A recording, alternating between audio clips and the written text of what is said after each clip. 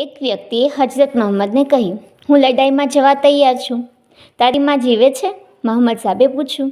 વ્યક્તિએ હા કહી. બીજો સવાલ એણે પૂછ્યો, એનું ભરણ પોષણ કરનાર બીજું કોઈ છે? પેલી વ્યક્તિએ ના કહી. મોહમ્મદ સાહેબે કહ્યું, તો જા તારી માની સેવા કર. સાચું જન્નત માના શરણોમાં છે. ધરતી પરનો સ્વર્ગ એટલે માં. હાલરડાથી જીવન શિક્ષણનું કાર્ય શરૂ થાય છે અને એ અવિરત ચાલ્યા કરે છે. જીવનની સાચી અને સારી, પ્રથમ અને પ્રખર નિશાળ તો માં જ હોય છે. ત્યાગીને ભોગવવાની વાતનું સંપૂર્ણ પાલન તો માં જ કરે છે. માં તે માં, બીજા બધા હોટસેપના વા. ઇટાલિયન દેશભક્ત જુઝેપ મેઝીને કહે છે, માનવતાનો પહેલો પથ માતાનું ચુંબન છે. માતાના સ્પર્શ માત્રથી ભલભલો ઘા રૂજાઈ જાય છે. મહાવાલનો વાસ અને સમર્પણનું સરનામું છે.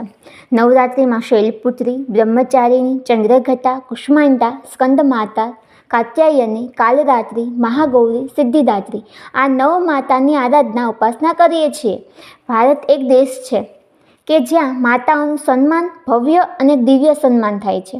સ્ત્રીનું સર્વશ્રેષ્ઠ સ્વરૂપ માતા છે. આપણે પહેલાં આપણી વેદનાને જાણે, પીચાણે એ માં જ હોય છે. આમ તો માનું ઋણ ક્યારે ઉતરી ન શકે, પણ જ્યારે સ્ત્રી માં બને છે ત્યારે આંશિક ઋણ ઉતરે છે. જગતના કલ્યાણ માટે ઈશ્વરને કહેવામાં આવ્યું હશે અને એણે પૃથ્વી પર માતાને મોકલી હશે. જે ઘરમાં માતા દુઃખી હોય એ ઘરમાં કદી સમૃદ્ધિ આવી ન શકે. પુત્ર ગમે તેવો હોય, પણ માતા તો હંમેશા મમતાની મૂર્તિ જ હોય છે.